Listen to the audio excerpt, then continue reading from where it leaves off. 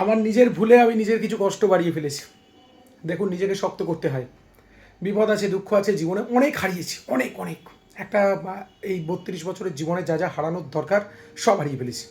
তো হারানোর পরে যেটা উপলব্ধি হয়েছে, নিজের কষ্টের কথা, নিজের দুঃখের কথা অন্যকে বেশি বললে অন্য দুর্বল ভাবছে, অন্য ভাবছে আরও ভেঙে ফেলা যাবে আমাকে। একদম নয়। যা আছে ব্যক্তিগত, এই যে বোতামটা লাগিয়ে ফেলেছি, দুঃখ কষ্ট সব ভেতরে আছে। বেশি বললেই বিপদ, বেশি বললেই দুর্বল ভাবছে, করুণা দেখাতে আসছে, মানলাম এগুলো মানুষের ধর্ম।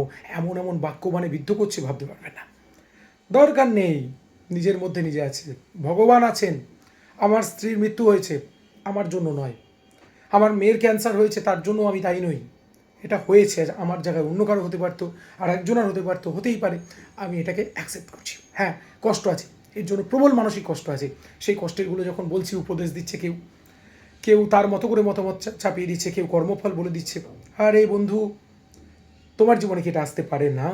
এরকম প্রতিদিন ঘটে, অহরহ।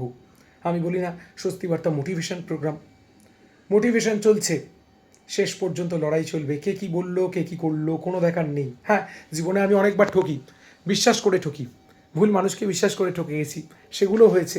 আমি বিশ্বাস করেছি, তারা আমার মুখে ছুরি মেরে দিয়েছে, এটাও হয়েছে। মারুক, ওকে। জীবনে একটা একটা করে নতুন অধ্যায়, নতুন একটা শিক্ষা নেওয়া, তার থেকে এগিয়ে চলা, বয়ে গেল মাথাতে। জীবন গতিরোধ হয় না এতে।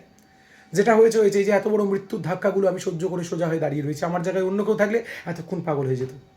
তাহলে আমার জায়গায় না এসে সমালোচনা করবে, করুক, ডোন্ট কেয়ার, বয়েই গেল।